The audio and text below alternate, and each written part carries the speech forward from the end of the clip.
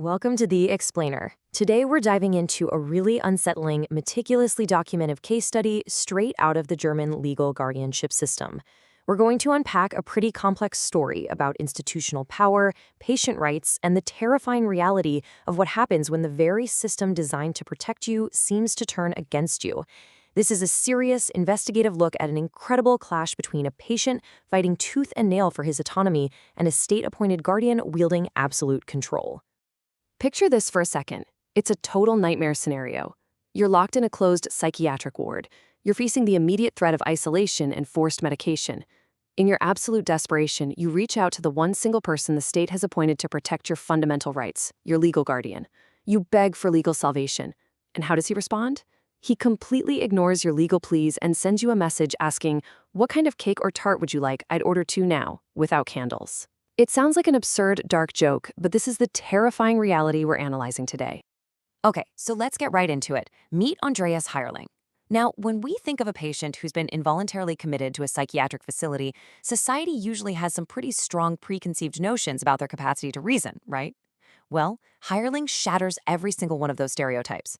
Take a look at this email he wrote to the clinical staff about his psychiatric medication. It's incredibly precise, highly medically literate, and written with the absolute crystal clear focus of someone who totally understands their own care. When you actually read through what he's saying, the level of medical literacy is just off the charts. He isn't just venting about side effects, he's actively, analytically evaluating his treatment. He's questioning the high dosage of aripiprazole, especially since it's combined with lithium. He correctly cites actual medical guidelines for initial and maintenance doses. He even logically suggests alternatives, like ziprasidone or caraziprasin. And most importantly, he warns the doctors that the current dosage is causing akathisia, which is a really severe physical restlessness, and that it's actively aggravating his diagnosed PTSD. Basically, he has a professional-level grasp of his own psychiatric profile. And if you want proof of his capabilities, well, here it is. This brilliantly illustrates the massive contrast between Heierling's actual intellect and his institutionalization. This is his official Chamber of Commerce and Industry certification as an IT application developer. And he didn't just pass. He achieved exceptionally high marks, scoring in the 90s across several really rigorous technical and economic subjects.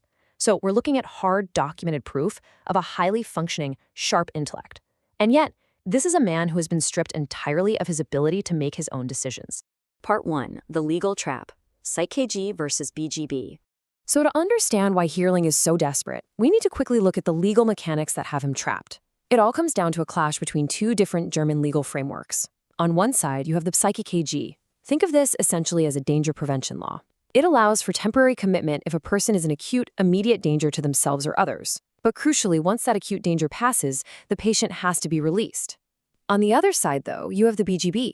This is the civil guardianship law, and this is exactly what Heierling is fighting against. Placement under the BGB implies that a patient actually lacks the free will to understand their illness. It transfers the power of consent entirely over to the guardian, allowing for long-term control and severe liberty-depriving measures, entirely bypassing the patient's own voice. And that brings us to this critical piece of evidence. In this email to his guardian, the lawyer Zarko Dmitrievich, and the hospital staff, Heierling logically and urgently points out that he's being denied the right to sign a voluntary treatment declaration. This denial is falsely making him look incapable of insight. Because of this, massive liberty-depriving measures are being initiated against him, including a forced transfer to a facility involved shit. Facing the very real existential threat of losing his apartment and potential legal trouble for unfulfilled work hours, he demands a written legal justification for why the BGB is being applied to him. It's a completely rational, urgent plea for legal transparency. Part 2. Cake instead of legal aid. The evidence of evasion. So how does a state-appointed legal guardian respond to these articulate, desperate pleas for transparency? Just look at this juxtaposition. On one side, Heierling is urgently trying to solve a banking crisis. He desperately needs a TAN procedure set up so he can access his online banking, pay his debts, and just manage his life. These are basic, critical administrative tasks. And on the other side, this is the chat response from his guardian, Dmitrievich. Instead of addressing the massive financial emergency, the guardian kicks off this bizarre, lengthy conversation about Yugoslavian enamel pots and 19th century water pitchers. The disconnect here is absolutely wild. A man's financial survival is literally on the line, and his legal representative wants to chat about antique dishware? Now, what's really interesting is how this evasive pattern actually escalates. Hireling sends this massive, desperate wall of text via Messenger. He's practically begging for his guardianship records, he's pointing out specific contractual errors, and pleading for help to fight back against the hospital's actions. He is engaging in serious, high-stakes legal discourse, and the Guardian's response? Dimitrievich completely ignores the legal crisis. Instead, he sends a spring poem by the Romantic poet Joseph von Eigendorf telling Hireling, "It is not long, I think you can manage it. Listen to me, it will be good for your soul." Our sources point out that this dynamic goes way beyond just evasion. It enters the territory of what they identify as a form of cognitive gaslighting. In other chat logs, when Hireling presents his brilliant IT certificates to prove his competence, the Guardian actually responds with a typo-ridden paternalistic analogy. He basically tells Hireling that just because someone knows what a car is doesn't mean they can drive it. He's essentially telling Hireling that his documented intelligence is totally useless in the real world. It's a calculated rhetorical trick. By using these flawed analogies and paternalistic reprimands, the Guardian attempts to infantilize the patient, devaluing his intellect to legitimize the very guardianship that strips him of his freedom. Part 3. The unwanted evaluation, the climax and motive. So, the crucial question is, why? Why would a legal professional behave this way? Why ignore urgent legal mandates to discuss cake, enamel pots, and poetry? Well, the records reveal an absolute bombshell. A medical professional, Dr. Fuchs, actually conducted a psychological evaluation of Hireling, and that evaluation was incredibly positive. It stated very clearly that Andreas Hireling suffers from PTSD without psychotic symptoms, and most importantly, it concluded that he did not need a legal guardian. But instead of using this golden ticket to free his client, the Guardian, Zarko Dmitrievich, actively petitioned the court for a new evaluation. Why? Precisely because the first one was too positive. He deliberately sought to replace a medical assessment solely because it proved his patient was perfectly competent and didn't need him.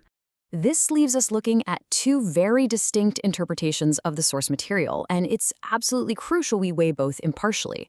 On one side of the debate, the argument is that this is a case of calculated malice. From this angle, the Guardian is strategically weaponizing banality, using the cake and the poetry to purposefully humiliate, break down, and infantilize an intellectually superior client, all to maintain systemic control and keep his own job. But the other side of the debate sees this as total catastrophic incompetence. In this view, the Guardian isn't some strategic mastermind. He's a hopelessly overwhelmed lawyer who is intellectually drowning.